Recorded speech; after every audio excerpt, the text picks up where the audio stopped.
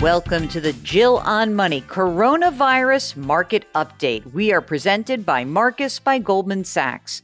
So these are our daily podcasts, and we are trying to stay in touch with you because these are extraordinary times. Every single day, we're answering your questions and trying to give you a quick recap of the day's news. I was a little dismayed when I saw this, and maybe it's just because I'm an old fart and brands mean something to me. Macy's announced that it is furloughing most of its 125,000 employees. I just thought that was such a stunning number. This is Macy's, Bloomingdale's, Bluemercury. These stores have all been shut down since March 18th. 8 weeks ago or so, the company said it was going to close 125 stores and lay off 2,000 workers. And we thought that was a big deal. Well, this is just mind blowing. It just so happens, by the way, that Macy's, I think, was pretty smart about this, that earlier this month they had borrowed $1.5 billion with a B billion dollars to help sort of get itself through the pandemic's impact. But hopefully these folks will get back to work. Macy's said that these furloughed employees will get their health insurance at least through May, thank God. And they hope to bring back most of these folks, what they called on a staggered basis as the business improves. It's just it's a shame. And these people are going to need some help. So that's the Macy's news. That's a total buzzkill there. What else was the bad news of the day? Okay, I'll save you the good news. But the other crazy news that we got that is just so upsetting to me is we got information from the St. Louis Federal Reserve Bank. This is a very esteemed bank. They do a ton of research. And the economists there at the Fed St. Louis district project that total employment reductions could be unbelievable, 47 million jobs. I just want you to pause on that.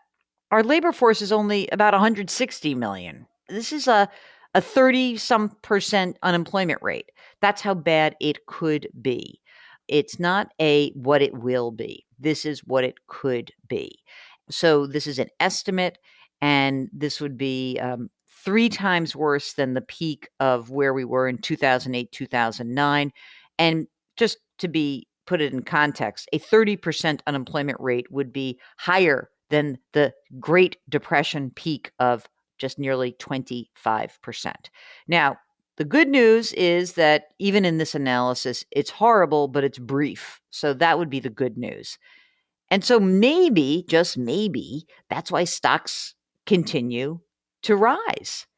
And today, Monday, as we record this at 4:22 p.m. Eastern Time, we see that markets traded higher by about 3%. So building on last week, we see the S&P 500 up about 3.33%, the Nasdaq's up over 3.5%, the Dow's up over 3%. All that's good news. Do you think that this is it? It's over for the bad news for the stock market? I don't know. I can't tell you that. I just don't know. What I do know is that the hardship will continue for real people. And so that is why we are going to keep answering your questions. So let's start with a question from Ryan, who wants to start by thanking us for the daily podcast during the pandemic. Should I be investing as much as possible during this time? I'm 29. My wife is 28. We have a 6-week-old baby. We aren't worried about the losses because we have the view that we're investing for 35 more years. And if the market doesn't recover by then, we'll probably have much more to worry about. That's for sure. We have about 10 months of living expenses in savings, having been saving for a new used car to buy in cash, so the amount is taken into account. I don't think I will lose my job, but I can't guarantee it during this time. In my traditional IRA, I've got $3,000 cash uninvested, $3,100 in bonds, and those have only gone down by 2%. In my Roth, I have about $3,000, and it's down a couple percent. My wife's Roth has 4 or 5,000. Should I be investing all the cash now into index funds? I actually had much more cash when this crash started, but I already invested about 5,000 of it. Then I paused to wonder if I was making a mistake. All the cash I invested in the index is now down between 5 and 15%. I was buying in small batches. We could add up to $5,000 more in our Roth IRAs for 2020. What would you recommend? So here's the deal. I think what would be really smart is that you've now put some money in. Why not just dollar cost average in over the next few months? You could do it maybe $1,000 a month for the next 5 months, or you could do $2,500 a month for the next couple of months. Pick an amount, pick a time, and slowly put this money to work so that you're ending up with a portfolio that's going, you already have the bonds, you can be buying stocks. And I think that this is a perfect thing for you to do right now. In fact, in a weird way, you probably would have been just fine putting it all to work. I know it would have been down, but it would have been a done deal. It would have stunk for a couple of months, but I think you're going to be fine. I wouldn't be surprised if the market starts to attempts to drop lower, test the lows that we saw a week and a half ago. But that said, doesn't matter for you. Like you said, 35 years in the future, who cares? You have the time to wait this out. So I say pick some dollar amount or pick some time by which you want this to be invested and get the money to work, and you'll be fine. Okay, this is Rachel who says, my partner and I are those typical millennials. We've jumped around from job to job every couple of years. I have a few questions about how we should plan for retirement since we aren't able to take the employer retirement contributions with us. We've got no debt. We're 26. We want to buy a house in 2 years. Our combined income is $95,000. At my current job, I'm part of the state retirement pension system. I'm mandated to contribute 6.5%. My employer contributes another 6.75% of my salary, which is $55,000 a year. The employer contribution is vested over 5 years. My partner contributes 5% to his 401k. His employer contributes 4%. But we might leave these jobs before the 5-year vesting period. Here are my questions. When I leave my job before 5 years, if I leave my retirement account money in the system, I can keep the employer match. If I withdraw it, I can only take my contributions and the interest earned. At first thought, it makes sense to leave the money. However, I have no control over how it is invested, which makes me nervous. Should I take it or leave it? And then the second question is, since the market tanked, my partner and I thought it would be a good time to start an IRA and combine our previous employers' retirement accounts. We're trying to determine how much we should contribute to a personal IRA. And I want to round out our retirement contributions to 15%. Should we include the employer's match in our 15%? No, you shouldn't. You should be putting 15% yourselves. So let me start with that. We're also saving for a down payment. For a house, I don't want to tie too much money. What would you recommend we contribute? Why do you have to buy a house? What's the buying the house in 2 years? That seems to me the big problem that I see. What's the rush? You'd have to put down 20% to get the best mortgage rates. And are you sure you really, considering that you jump from job to job to job, that seems like maybe this is not the best time for you to actually buy a house. I want to know more. Here's my general thought. My thought is, are you sure you're going to leave this state retirement pension system? Because it's a damn good system. Would it make sense for you to try to stay in that system until you're vested? 5 years doesn't seem like that long, does it? I don't know. I want to know more about you guys. I want to know why you want to buy a house, and I want to know if I can convince you not to. So can you follow up with me, and maybe, Mark, we can wrangle them to get them to talk to us. I feel like I want to talk them off this idea. Got a follow up to a question. Question was, even with the economy going down, you think it's safe to put money into a loan payment rather than keeping it in our bank account? This was a question about federal student loans. And I was just saying that if you have money and you are steady salaried now and you have the cushion that's built up, I think it's really good to start to use the idea that you have this grace period from the federal government and use this time to pay down the loan that you have. That to me would seem really smart if you can afford it. Eric writes, I'm equal partners with two optometrists in a private practice in Connecticut. The practice is 45 years old, financially stable. However, with the pandemic, we had to furlough our employees so they can collect unemployment and we can keep the business financially strong enough to weather this storm. We're only open to see emergency patients. Our daily business income has been hammered. We have a line of credit with $58,000 remaining on an original $90,000 loan. The money we have not used is not related to the current situation. It's from equipment purchases, etc. We're considering taking out an SBA loan under the Economic Injury Disaster Loan Program.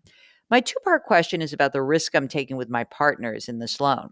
My wife and I have no personal debt except our mortgage. We have well over 6 months of emergency funds. My wife is a school counselor, so she is still getting paid her salary and her job is safe. My younger partner has a high mortgage, still has student loan debt, and buying into the practice. The other is about 2 years from retiring. So here's one. From what I understand, the SBA loan, like others, if the business were to go under, we would each be on the hook for the amount we borrow as a total. Yes, that's right. You're not one third each. You're joint and severally liable. So if one person doesn't pay, the two are actually on the hook. Absolutely true. Here's a question also. What would happen if one partner was unable to pay? The other two would be responsible for the payment. Would that ever happen? Yes. He says, I can't believe I'm asking that question. So yes, you're joint and severally liable because you're a partnership.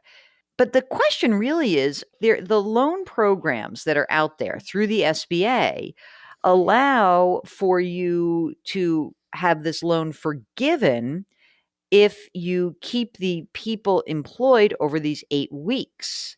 So I'm going to encourage you to look at our website. And, I know this is like such a hard time for people. And it's like the last thing you want to do is like do this. But if you go to the resource section at Jill on Money, and you can see that there's we have a link to the Small Business Administration, and there's a PPP called the Paycheck Protection Program, and then there's the Economic Injury Disaster Loans, and there are bridge loans. And I think that it would be helpful for you to start looking through these programs and seeing which one actually makes the most sense. That's what's really important. Again, if you have this plan, you will get some relief about principal and interest so that if things go on longer than you expect, then hopefully all three of you can get through this. But I think you guys are going to really have to look hard at this.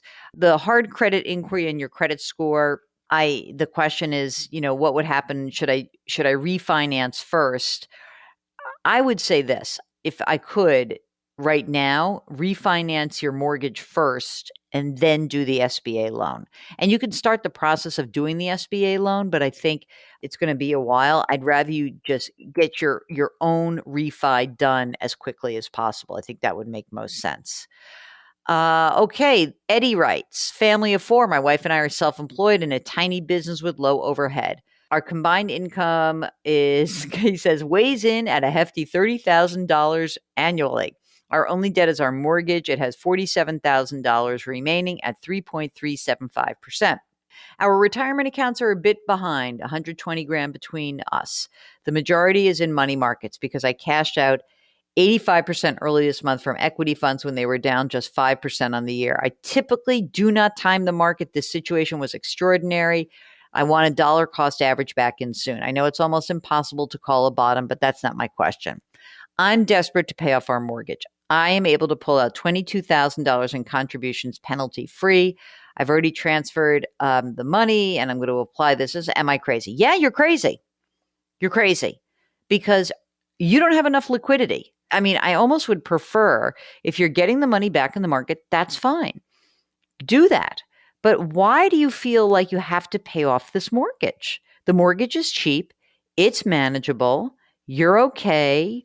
You're making things work. But the problem is that I know you say by removing the mortgage, you could get by on very little income. The big problem I see is that you just won't have enough liquidity. What if you need that cash? And what if the time you need that cash, the mortgage rates are higher?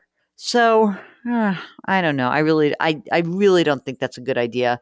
This is a time where you hang on to your money. You don't pay down debt like at this moment. This is when you sort of pull back in, you retrench, you keep your money liquid. It's okay to put your money back in the market. I think that's fine. Maybe you got lucky. It's great. But no, now don't take that very excellent stroke of luck and make it a bad idea by paying down your mortgage. You cannot get the money back. Nicole writes, a big thank you to you and Mark for your new daily episodes. They mean so much to me and provide some much needed routine. My question is not so much a question, something for all of us to ponder. I have a high school senior who plans to attend college in the fall. I'm starting to wonder what challenges students might face in the fall if the virus has not yet settled down. Specifically, how colleges and universities will be charging families if students cannot move to campus. I feel like I've thought about everything as the parent of a child headed to college. I have not considered footing the bill for distance learning, which really doesn't feel like it makes sense. I wonder if you've thought about this or heard anyone in your community think this through. Thank you again, Nicole in Boston. Nicole, I have been thinking about this. And in fact, I talked to a friend of mine who used to be a college admissions officer and asked her about this because I'm very interested in a couple of things. Number one, parents who get their financial aid letters and awards and families, that's usually based on last year. And life is turned upside down this year. And so I think a lot of people are going to have a hard time paying for school. The second thing is for all these people, including some of whom are relatives of mine, you're going to have a hard time because I've heard this argument. Well, my kid didn't have room and board for the last 3 months of school, so why should I have to pay for it? I just don't think that the colleges and universities are going to refund that. But what I do think this does is start to put into stark contrast the idea of what you get for the money you're paying in that education. And I think this might start other conversations that maybe distance learning isn't the greatest thing in the world, but maybe paying 30, 40, 50, 60, sometimes $70,000 a year for that great college experience, maybe that's not worth it either. Maybe that's a bridge too far for many families. I think we have to have really very important conversations now about whether we think this is worth it. And we, meaning as a society and as families. I was just talking to somebody today, somebody who I work with at CBS. And this person said to me oh, my son got into 3 different universities. One, they can shoulder pretty well. The other 2, 70 grand a year, no money available. And you know what? 70 grand a year after taxes is a lot of money. And I said, I just don't think you can manage it.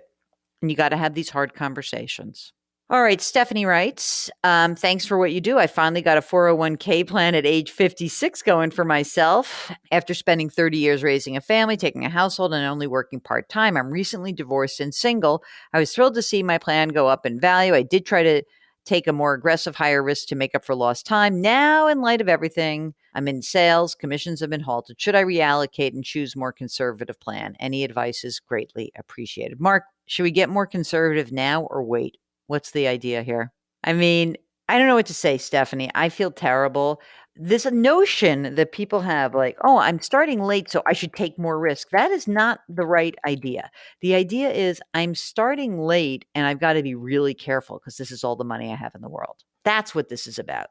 If you can't sleep at night, then reallocate it and just get it done. And hopefully it's not too much money since you just started. But God, did you just learn a rotten lesson? And that is being more aggressive is really great as long as the market's going up, and it's really rotten on the way down. Lori writes, I'm retired at 64, collecting retirement and Social Security. My home and vehicle, both paid for. I have around $10,000 in my checking account, and in my something around $40,000. I'm not sure what that is. It looks like a credit union. I was thinking about taking about $10,000 out to invest for inheritance for my children and grandchildren for just a little extra after our pass. My $40,000 is in a savings performance money market. If you could give me advice about what I should do with the extra money, stock, bond, CD. At my age, I don't think I want anything high risk. Sincerely, Lori. Lori, you know what? If you don't want high risk, don't do anything. let your kids take care of it. If your kids need help, you're going to want that money to be stable. If you don't like investing and you're really uncomfortable, this is not a great time to just jump in. This is a really scary time. So be careful. Okay. David says in the next few months, he'll be retiring. He's going to receive a lump sum, $23,000. I'm wondering where to invest the money with zero fees, where it will make a few dollars and be safe. My wife and I want to have access to any time we want without penalty. Thanks for the opportunity. Have a great and healthy day, David. Well, if you don't want fees, you either have the choice of putting money in sort of a high yield checking, savings, money market account. You can go to depositaccounts.com for that. You can go to our sponsor, Marcus. They've got, online savings accounts as well. If you want to be able to invest it, it's hard. He wants to make a few dollars and be safe. Yeah, I mean, Mark says that sounds like a CD to him. I mean, so that's not an investment, that's a higher yielding savings vehicle. I don't think you really want to put money in the stock market. I don't think you really want to be putting money even in the bond market. So go to depositaccounts.com, go check out the different things that are available for you there. Again, if you know you don't like risk, then do not take risk. John and Mary. Oh, I feel very holy right now. Dear Jill Schlesinger, we just wanted you to know we are fans. Whenever you come on CBS or we see you on other programs, we stop and we watch. Your advice is generally spot on. Thank you. Keep up the good work, John and Mary. Hey, John and Mary, thanks for writing. And I think generally I try to do a good job, but I don't always get it right. If you're listening to this right now and it's early in the morning, hey, I'm going to be on CBS this morning. I'm going to be talking about those Macy's layoffs, those furloughed employees at Macy's. So check out your local CBS television station. Otherwise, keep sending us your emails. Keep telling us what's on your mind. Keep passing along this podcast to people that you know and love so that you don't have to answer their questions. We love to help all of you guys out. The email address is askjill@jillonmoney.com. And of course, be sure to go onto the Jill on Money website. Go to the resource section, and we're continuing to put some resources up there for you guys around the pandemic, the Lifeline from Congress, some of the FAQs from the New York Times, the guide for small businesses. So we're trying to help you out. If you need more than that, well, of course, just send an email, and we have a contact button in the upper right-hand corner of the website. Thank you so much for listening, and we will talk to you tomorrow.